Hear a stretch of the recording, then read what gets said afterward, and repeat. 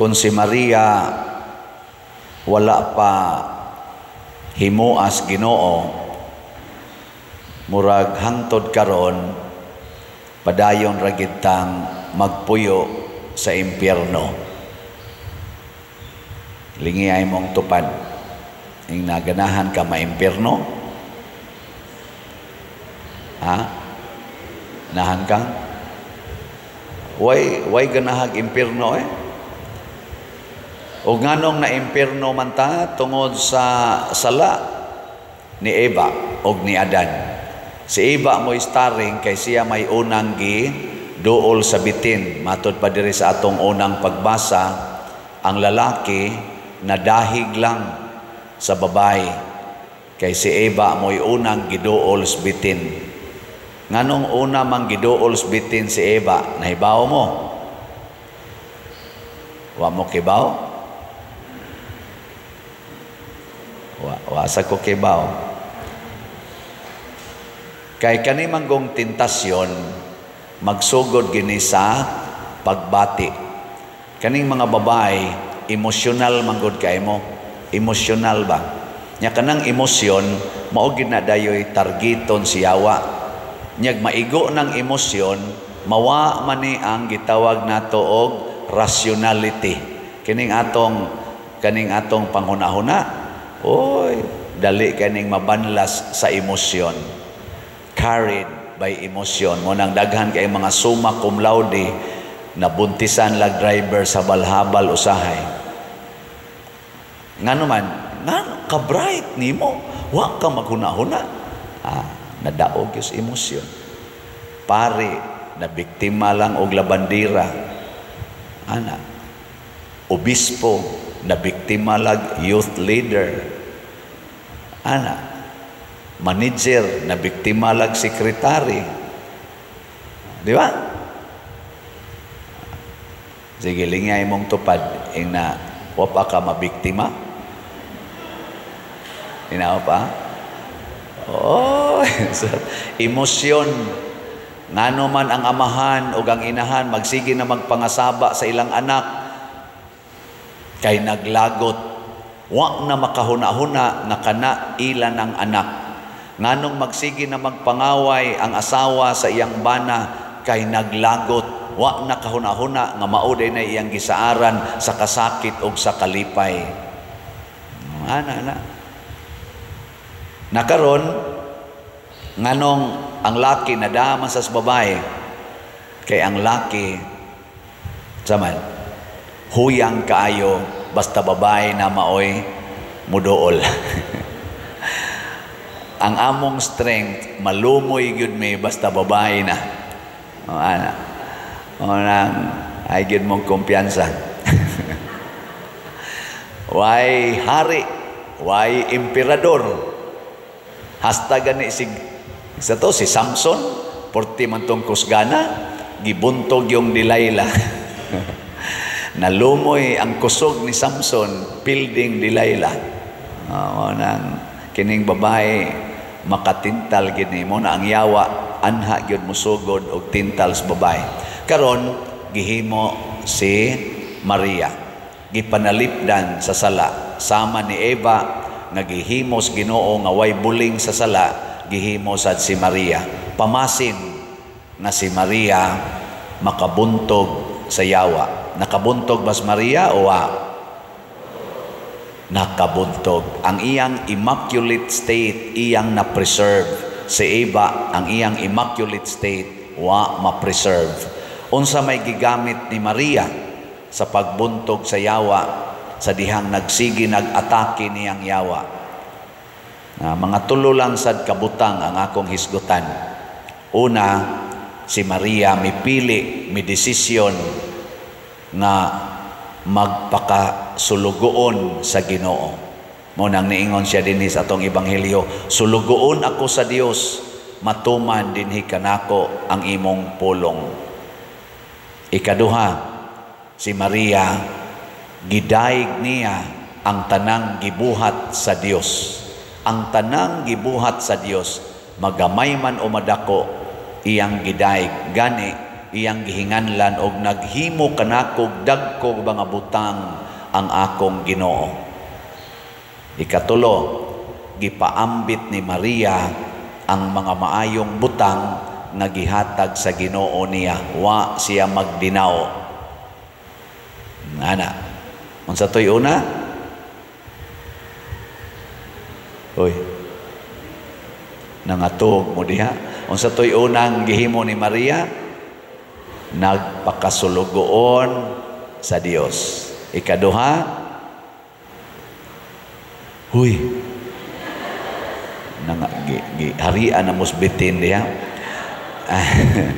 Iyang gidaig ang tanang gibuhat sa Dios. Ikatulo, gipaambit niya ang tanang maayo nga gihatag sa Dios kaniya.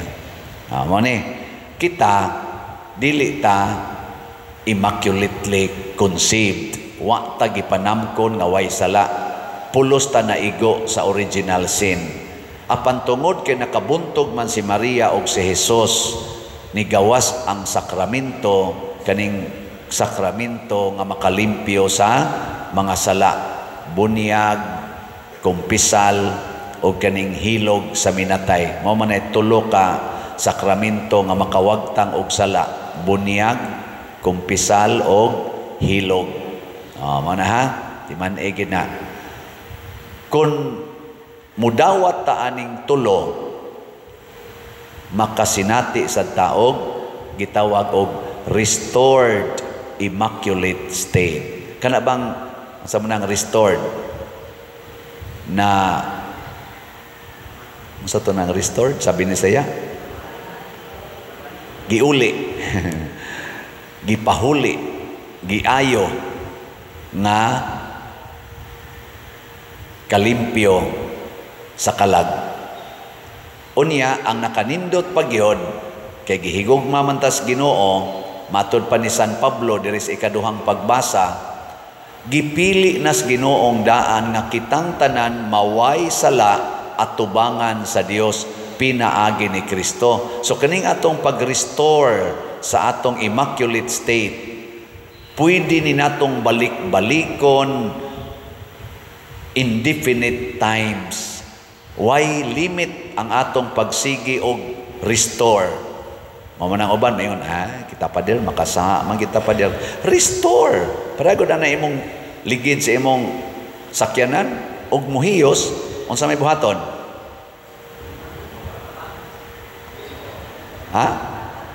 Ipaayo dayon, paliti dayon bag-o. Ug di na madag-ayo. Sige magay mo restore anang inyong kilay, sige magay mo restore anang inyong ngabil, kanang inyong mga pilok, inyong maginang i-restore, kana na bang kalag ang di nato i-restore? Mo bitan na kanang nagpuyo-puyo. Ngano mangyong mo padayon sa pagpuyo-puyo? Restore your virginity, your immaculate state. Pangumpisal, pagpakasal, gamita dayong sakramento. Restore ba?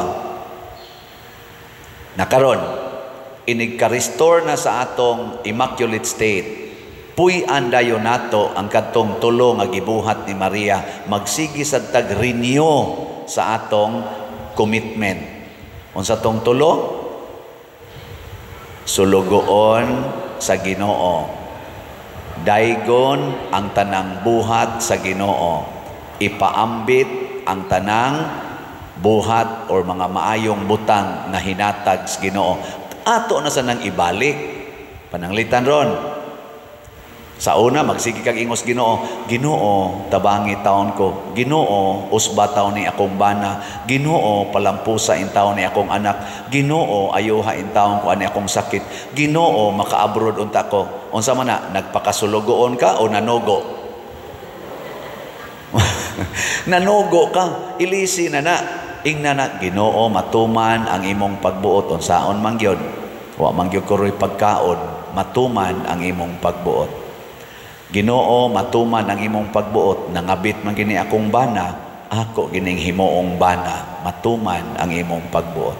Nisuyop naman ni akong anak, matuman ang imong pagbuot. Magpabilin kong buutan nga inahan o amahan sa among sigag mata nga anak. Mga na ba? Ginoo niya naman gini akong sakit, matuman ang imong pagbuot. Din amon jud ko katikang og hagdanan nga ditso-ditso, tukod naman gyud to the max, matuman ang imong pagbuot. Unsaon man gyud Lord nga niuban naman gini akong buhok, di ko ni kuluran, matuman ang imong pagbuot. Unsaon man gyud Lord, nikatag naman ni, ninipis naman ni akong kilay, di ko ni badlisan, matuman ang imong pagbuot. Unsaon man gyud Lord, lago man gyud kog naong, di ko ni papution, matuman ang imong pagbuot. Ako Lord, laki man gyud ko, ang ako ramang pagbati nga murag babae, matuman ang imong pagbuot, magpakalaki gyud ko. Ako Lord, babae gyud ko, bisan ang akong pagbati murag laki, matuman ang imong pagbuot, magpakababae na gyud ko. Ako Lord, pari gyud ko, bisan ang akong pagbati murag ulitaw. Unsa man? Matuman ang imong pagbuot.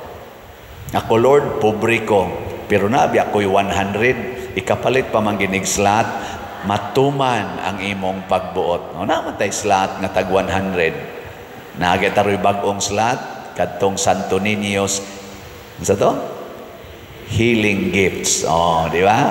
Para na sa nakarong December o January, matuman ang imong pagbuot. Dili kay magsigig diktar sa Ginoo. Nana, tuma na. Awa na. Maglisod ng yawag sod ug balik. Ang sunod, dayga ang Ginoo. Pasalamati ang Ginoo. Matud pa ni Maria, ang akong kalag nagdaig sa Ginoo. Mao nang nalipay ang akong espiritu. Sige yung daig. Lingay mong tupad. Yung nagpasalamat ka nga buhi pako. Yung nagpasalamat ka sa Ginoo nga buhi pako.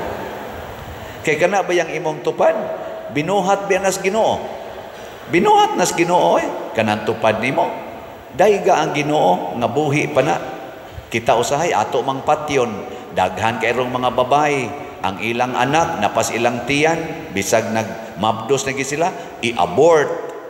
Di na makadaig ang mga babae o mga lalaki, nga kanang ilang sperm cell o egg cell, mahimo ng bagong tao, alihan lag kondom, ilabay basurahan, butangan lag ayudi, inuman lang og pills. Di na gani kadaig ang mga babae, nga ang ilang palupyan tube, agianan, dahil nas kinabuhi, nga magbag-os kalibutan, putlo na lang, nga way batasan. Hindi.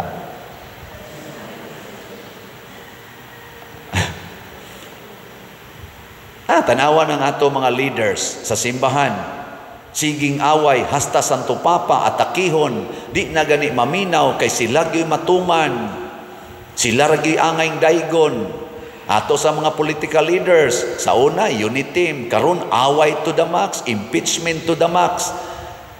Nga naman, kay nalimot na ta nga ang nagbuhat aning tanan ang Ginoo. Pagdaog nilag eleksyon, simba dayon. Sa wapay eleksyon, halagyod paampo ngadtos mga religious groups. Karon gipanglutos na ang religious groups. Wa na muday. Maunang magubot na ta. Nisod na sangyawa. Na. Kinsang mga asawaha din nga nagsigi pagyugdaig sa Ginoo tungod sa ilang bana. Tasang kamot. Ano bang magsigig pasalamat sa Ginoo? Salamat Lord, akong bana, buhi pa. Sige na, mga asawa. Adigyan mo, hala mo diya. May ratag, mamatay na inyong mga bana. Ngayon, sibako. Ay, dahi ka laging Ginoo. Ito na, ioswabe. Repeat. Mga asawa, kinsa din ang nagpasalamat sa Ginoo, nga buhi pa inyong bana, taas ang kamot. Itas. Very good. Muna'y gitawag og restored immaculate.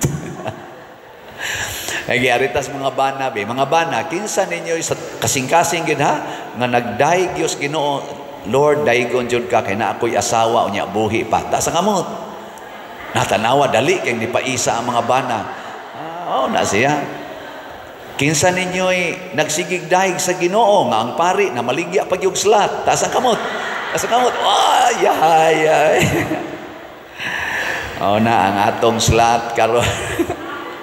Oh, SBF daghan pa biya kay ni tag 500, 14,530 pa kabuok. Ang atong si Tio MM 3,184 pa. Niya ang atong bag-o nga Santo Niños healing gifts kuan pa kana na ang 40,000. Dayga ang Ginoo, dili imong kaugalingon, dili nang imong isig katao. Dayga ang Ginoo tungod anang imong isig katao. Ikatulo, ipaambit. Mao na nang akong giingon, share, share, share.